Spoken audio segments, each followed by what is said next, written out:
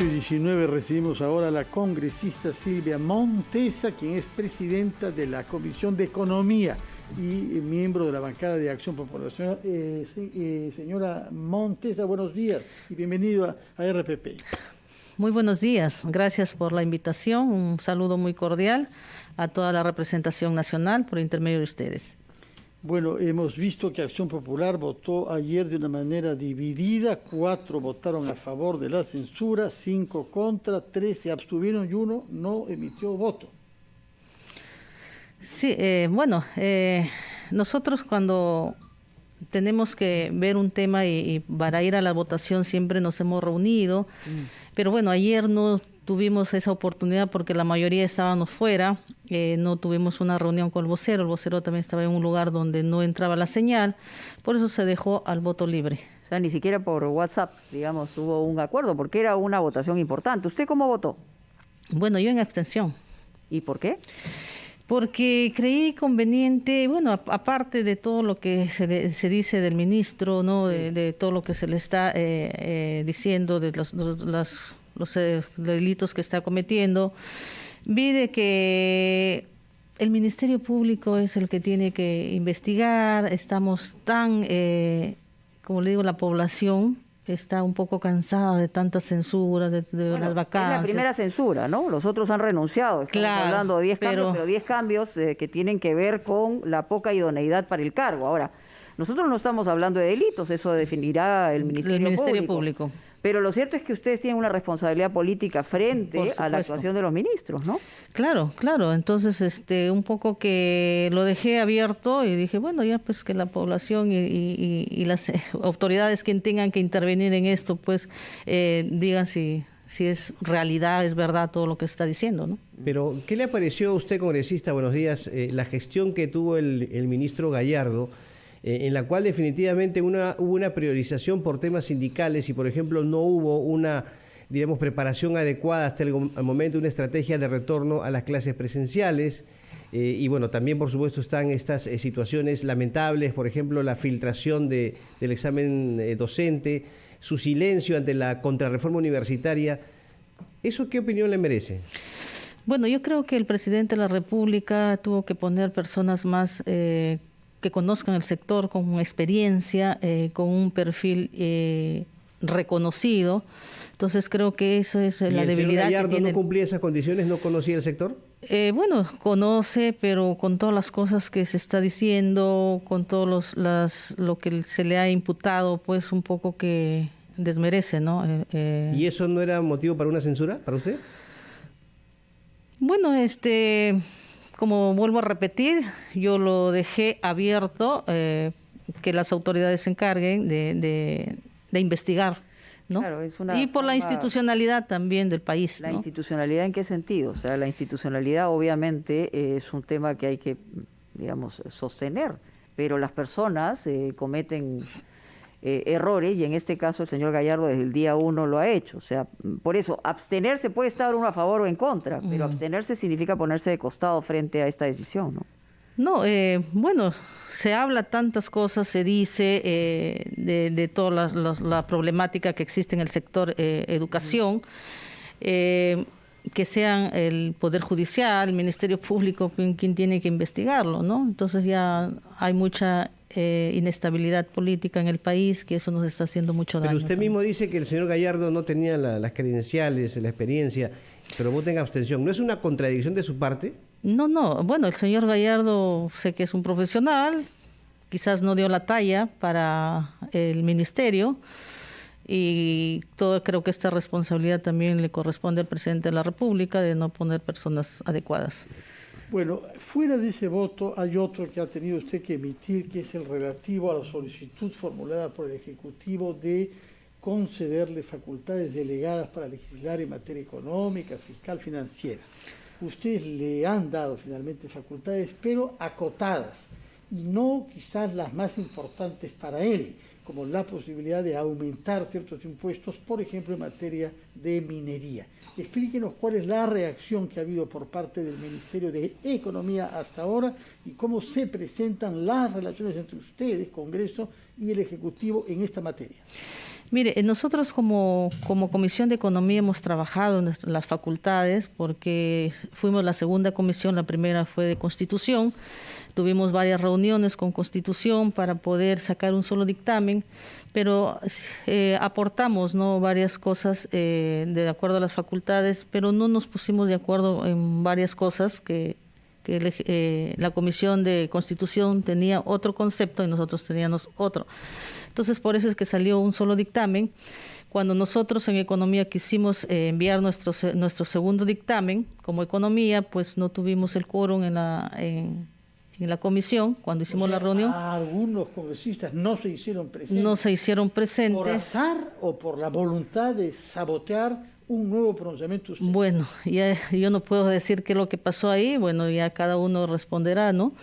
Y no pudimos mandar nuestro dictamen a la comisión para poder consensuar en el pleno, ¿no? En el tema del consenso, y usted señala que no pudieron hacerlo, ¿cuál era la diferencia de visión? ¿Ustedes le hubieran dado todas las facultades que pedía el gobierno? No. ¿O en realidad en qué difería en el tema había con la comisión de una de las diferencias que había era en cuestión de minería, sí, porque nosotros recibimos un documento del MEF donde el Fondo Monetario Internacional pues facultaba aumentar a la sobreganancia hasta 4 puntos más del impuesto. Estaban, ¿no?, digamos, respaldando lo que decía Frank. Frank lo ha dicho, digamos, en varias oportunidades. Él lo ha dicho y nosotros recibimos un documento. Entonces, ¿un documento del Fondo Monetario Internacional? No, del Ministerio de Economía. Del Ministerio de Economía, donde nos manifestaba. El Fondo Monetario facultaba y no tiene ninguna capacidad para facultar nada.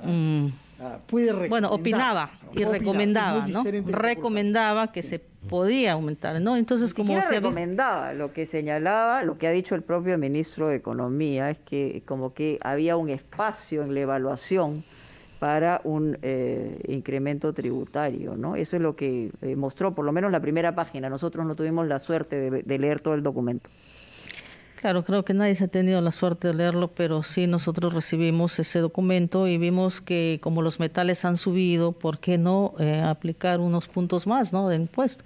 Bueno, eso fue un punto. El otro punto fue sobre la servidumbre, la expropiación, porque hemos visto que en el transcurso de todos estos tiempos pues hay proyectos que están que no se han culminado, ¿no?, por motivo de los pases, ¿no?, especialmente en lo que son carreteras, ¿no?, que están muchas veces abandonadas, y creímos conveniente de que era necesario darle las facultades ahí, por supuesto limitadas, para que se puedan concluir todos estos proyectos, ¿no?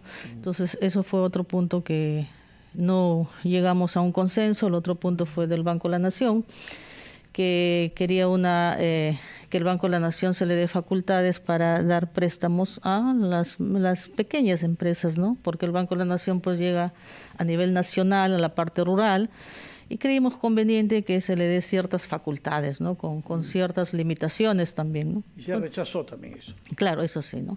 De acuerdo. Ahora,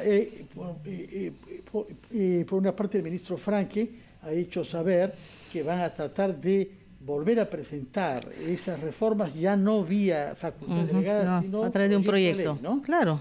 ¿Hay una fecha para la presentación de ese proyecto? No tenemos fecha, depende ya del Ministerio de Economía que me envíe su proyecto para que sea analizado y consensuado y poder ver si se le da o no.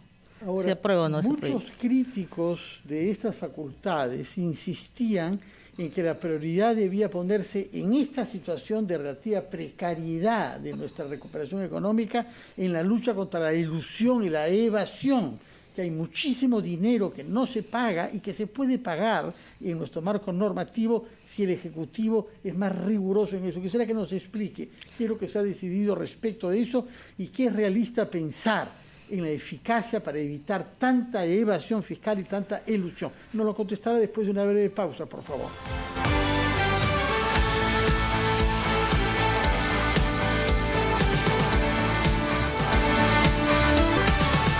Son 34, estamos conversando en la sede de RPP con la congresista Silvia Montesa, quien es miembro de la Comisión de Economía y miembro de Acción Popular también, presidenta de esta comisión, que el día de ayer se abstuvo en el voto de censura respecto al ministro de Educación. Nos daba algunos alcances sobre su posición respecto de las facultades delegadas solicitadas por el gobierno, y esas facultades nos llevan al tema de la minería. No se ha podido hasta el momento lograr que se levante el bloqueo en el corredor minero del sur, razón por la cual Las Bambas, la mina de cobre más grande del Perú, sigue paralizada. Su opinión sobre este tema, qué se debe hacer y cuál es la manera de resolver un conflicto de este tipo.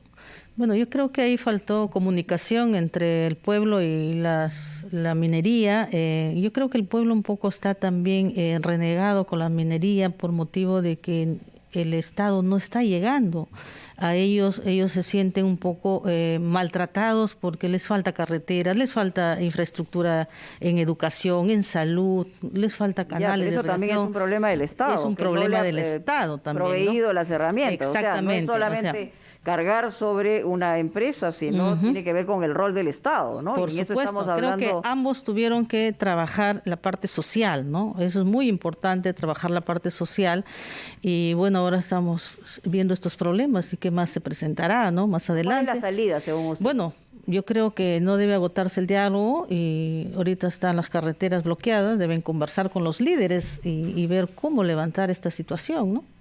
Carlos Villarreal quería preguntarle algo, señora Montesa. Sí, congresista. Ayer hubo una reunión importante del presidente de la República con periodistas y, según se nos ha informado, hay la intención del presidente de ya brindar entrevistas a partir del próximo año, y sobre todo habló de cambios, decisiones en torno al equipo ministerial. ¿Cuál es su opinión al respecto? ¿Cree usted que efectivamente hay ministros que no están dando la talla y que deberían ser relevados del cargo para que el presidente de la República pueda efectuar un gobierno mucho más prolijo? ¿Congresista? Bueno, sí, ayer se ha visto de que se han reunido con los medios de comunicación. Yo creo que ha sido un error del presidente de la República no tener esta comunicación con los medios de comunicación, ¿no? Disculpe que repita. Es muy importante llegar a la población, ¿no? Para que él demuestre qué es lo que está haciendo, cuál es el trabajo que está realizando. Lo debió hacer hace mucho tiempo, pero bueno, ya tiene la disposición de querer dialogar. Eso es algo bueno, ¿no? En realidad debería ser una obligación, que es lo que hicimos notar. Después vamos a dar más detalles, pero la obligación del que está en el poder es responder. Es lógico. Responder a la ciudadanía, y eso es algo que normalmente se hace. Pero el tema puntual, siguiendo con la pregunta de Carlos, es ¿qué cambios deberían hacerse? Ya sabemos que el presidente tiene la prerrogativa con su primera ministra o el primer ministro, en fin, de hacer los cambios en el gabinete. Pero en estos 5 meses estamos hablando de 10 cambios por razones de poca idoneidad. Entonces, políticamente hablando, desde el Congreso y Acción Popular, ¿cuál es la evaluación que hace y a dónde deberían estar los cambios, ¿no? Bueno, yo creo que el presidente debe hacer un análisis de todos esos meses de gestión y analizar ministerio por ministerio, especialmente, bueno, ya educación se tiene que ir sí o sí, porque ya se le censuró. Entonces ahí tiene que poner una persona que conozca el sector, una persona que conozca toda la parte educativa, porque en lugar de aumentar estamos retrocediendo, no estamos mejorando en educación. Entonces creo que tiene que buscar un perfil idóneo para este sector, ¿no? En los otros sectores tendrá que él mismo hacer el análisis correspondiente de cada uno de ellos. Pero en su para opinión, ver si ¿cuáles son los sectores en los cuales está fallando el titular de ese portafolio, de ese ministerio? ¿Qué cambios debería haber? Bueno, que refuerce en todos los ministerios, tiene que reforzar ahorita el Ministerio del Interior, ¿no? O sea, no podemos, estamos bastante preocupados por la inseguridad ciudadana, ¿no? Ahí tiene que reforzar también el Ministerio del Interior. Claro que ahorita es poco tiempo que está este ministro, pero no se está viendo tampoco cambios. ¿Qué le parece la gestión del ministro de Transportes, el ministro de Energía y Minas? Bueno, energía y minas también hay que reforzar con esto de las minerías, ¿no? Que tiene que ver otro tipo de profesional que pueda resolver los problemas que tenemos en el país. Entonces, ¿la evaluación de transportes es positiva de parte suya? en el portafolio de transporte? A transportes, bueno, el Ministerio de Transportes, bueno, también tiene cuestionamientos, tiene que hacer el análisis, bueno, nosotros como, eso queda como legislativo. Tiene que hacer el análisis, pero digamos que hay también parte del control político, es señalar específicamente dónde están fallando en el Ejecutivo para reencaminar, no se le está pidiendo nombres porque evidentemente eso no es parte de la decisión parlamentaria. Parte de nuestras funciones, ¿no? Pero claro, como te vuelvo a repetir... Pero lo otro sí. Lógico, el presidente de la República es el responsable de hacer un análisis de su gestión y decir, bueno, estos ministros tienen que ir, ¿no? Entonces, lo dejamos al presidente de la República para que él vea qué cambios puede hacer dentro del país. Cambio de personas, pero también cambio de políticas públicas. Por supuesto. Claridad de ellas e información sobre ellas. Y uno de los temas que está en debate es el aumento del sueldo mínimo. Han habido voces diferentes, que no esté en agenda, que sí esté en agenda, que el próximo año, que el 70% al mes, etcétera. Su opinión sobre la conveniencia que en las actuales circunstancias que está viviendo el país se decida un alza de la remuneración mínima vital para los empleados formales, que como sabemos creo que llegan escasamente al 25% de la población económicamente activa. Bueno, estamos viviendo una crisis económica muy fuerte en el país y creo que es conveniente de que el mínimo, la remuneración mínima vital debe subir, ¿no? Claro que usted me dice es un 25%, pero son familias. Son familias, claro, ¿no? Pero hay un 90% de empresas pequeñas que si hay un incremento del sueldo mínimo vital, que es un referente única y exclusivamente, lo cierto es que estas empresas pequeñas pueden quebrar porque se abulta la responsabilidad y lo que puede pasar es que transiten de la formalidad a la informalidad, que ya tenemos casi el 80%. Sí, bueno, entonces el gobierno también tendrá que ver cómo apoya a las pequeñas empresas, ¿no? Tiene que darle facilidades, créditos a bajos costos para que pueda también sobrevivir, ¿no? Pero el hecho que es todo un conjunto de cosas que se tiene que ver, no es solamente, como dice, el mínimo vital, pero es que todas las personas tenemos familias, todas las personas necesitan alimentarse, necesitan vestirse, ahorita con la pandemia. Entonces es un problema muy grande. Pero estamos claros en que lo que necesita es oportunidad de trabajo. O sea, en realidad, si generar el empleo. No hay un shock de confianza, no hay inversión en el país, se paraliza la minería, lo que no hay es trabajo. Y si se asiste únicamente, eso va a ser pan para hoy, hambre para mañana. Claro, estamos convencidos de que el país se mueve por la empresa privada, no solo el 80% de la empresa es la que mueve la economía del país. Entonces, tiene que darse políticas de reactivación económica, tenemos que generar empleo, la gente quiere trabajo, tiene familias, quiere alimentarse, por lo tanto, es una responsabilidad del presidente de la República.